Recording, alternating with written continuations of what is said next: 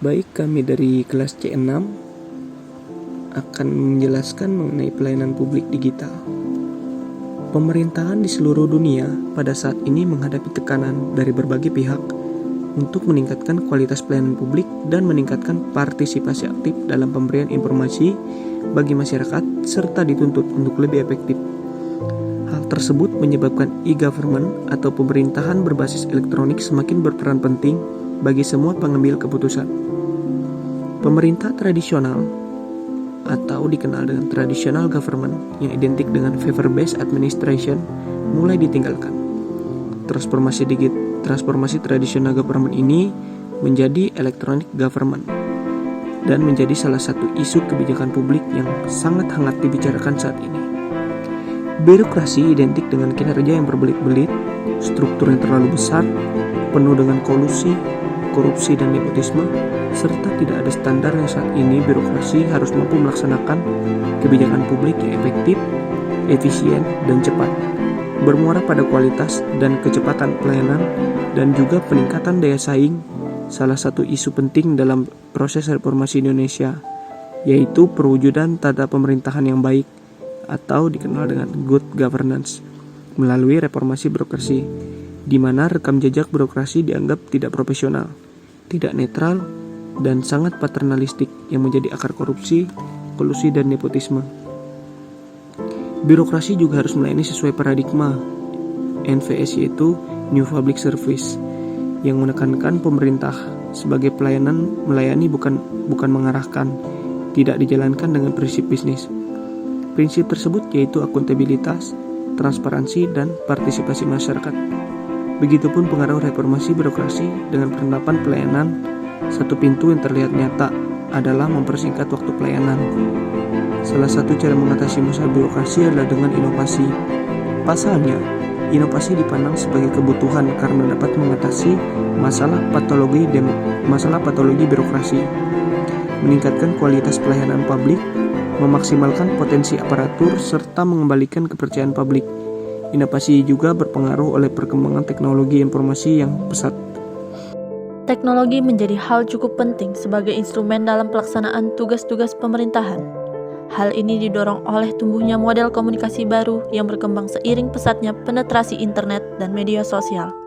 Data menunjukkan bahwa 132,7 juta orang atau sebesar 51,5% penduduk Indonesia telah menggunakan internet. Mayoritas pengguna internet di Pulau Jawa mencapai 65% atau 86,3 juta orang. Diprediksi angka tersebut meningkat tajam pada tahun-tahun mendatang. Penerapan e-governance merupakan salah satu upaya yang perlu dilakukan. Untuk menyikapi hal tersebut, meskipun tidak semua jenis pelayanan publik dapat disediakan sepenuhnya melalui elektronik dalam bingkai e-government, tetapi faktanya sejauh ini banyak kegiatan pelayanan publik disediakan melalui elektronik. Beberapa negara seperti Amerika dan Inggris jauh menerapkan e-government dalam pelayanan publik. Adapun manfaat nyata yang dirasakan seperti: yang pertama, memperbaiki kualitas pelayanan pemerintah; yang kedua, meningkatkan transparansi, kontrol, dan akuntabilitas; yang ketiga, mengurangi secara signifikan total biaya administrasi, relasi, dan interaksi; keempat, memberikan peluang bagi pemerintah untuk mendapatkan sumber-sumber pendapatan baru; kelima, menciptakan suatu lingkungan masyarakat baru yang cepat dan tepat menjawab permasalahan; dan yang keenam, memberdayakan masyarakat dan pihak-pihak lain sebagai mitra pemerintah dalam proses pengambilan berbagai kebijakan publik. Pada awal abad ke-21, berbagai gerakan menuju e-government telah dimulai, baik dalam skala mikro maupun makro. E-government juga menyentuh berbagai sektor, baik penyelenggaraan manajerial dan tata kelola pemerintahan, maupun pelayanan publik. Di banyak daerah, perjalanan e-government dimulai dari pemanfaatan teknologi informasi untuk memberikan informasi, penerangan, dan penyajian profil. Perkembangan selanjutnya, penggunaan teknologi informasi merambah ke penyediaan ruang partisipasi atau pengaduan, penentuan kebijakan, bahkan tata kelola manajerial dan saluran utama pemberian layanan kepada masyarakat.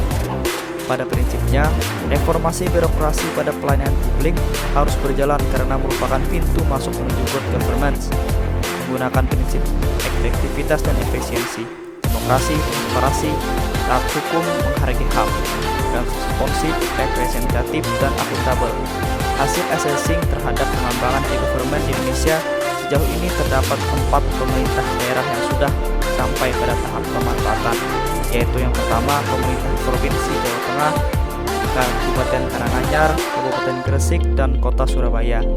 Hakikat pelayanan publik antara lain meningkatkan mutu dan produktivitas pelaksanaan tugas dan fungsi pemerintah di bidang pelayanan publik, mendorong upaya mengefektifkan sistem dan tata pelaksana pelayanan, sehingga pelayanan publik dapat diselenggarakan lebih berdaya guna dan berhasil guna, mendorong tumbuhnya kreativitas, prakarsa, dan peran serta masyarakat dalam menyerap langkah pembangunan serta dalam upaya meningkatkan